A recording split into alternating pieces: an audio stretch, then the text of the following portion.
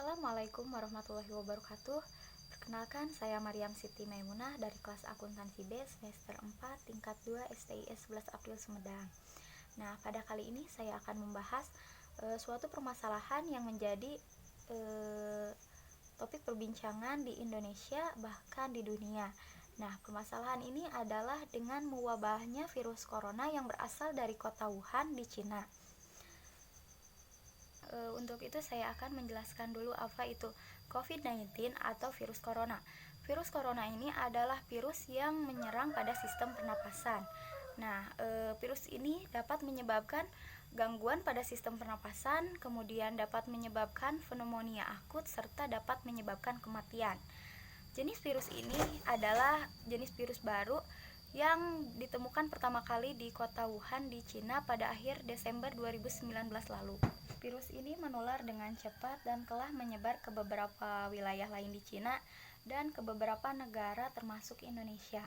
Sampai saat ini belum ada vaksin untuk mencegah terjadinya infeksi karena virus corona ini.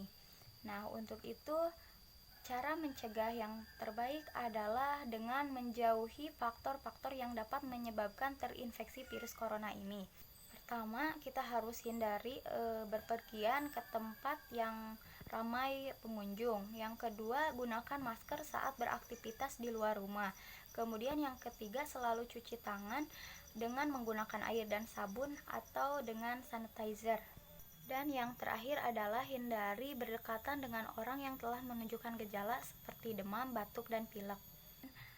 Setelah munculnya virus corona ini, ada beberapa istilah terkait penyebaran virus corona di Indonesia.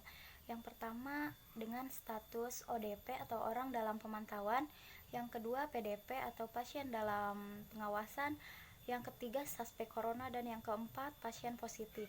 Status ODP ini diberikan kepada orang yang memiliki gejala panas badan dan mengalami gangguan saluran pernapasan ringan, serta pernah tinggal atau pernah mengunjungi tempat terjadinya penularan virus ini. Istilah yang kedua yaitu PDP. Status PDP diberikan kepada orang yang telah memiliki gejala virus corona dan pernah berkunjung ke tempat atau daerah yang telah diketahui sebagai penyebaran virus corona. Status suspek corona. Nah, status suspek corona ini diberikan kepada orang yang diduga kuat telah terinfeksi virus corona. Untuk orang dengan status suspek corona ini akan dilakukan prioritas untuk dites apakah seseorang ini telah terinfeksi virus atau tidak.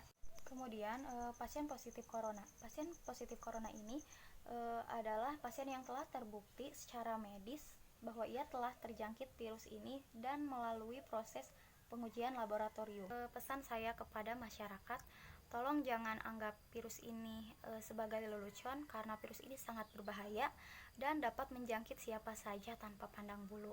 Untuk itu, mari kita mawas diri, jaga diri dalam kondisi seperti ini.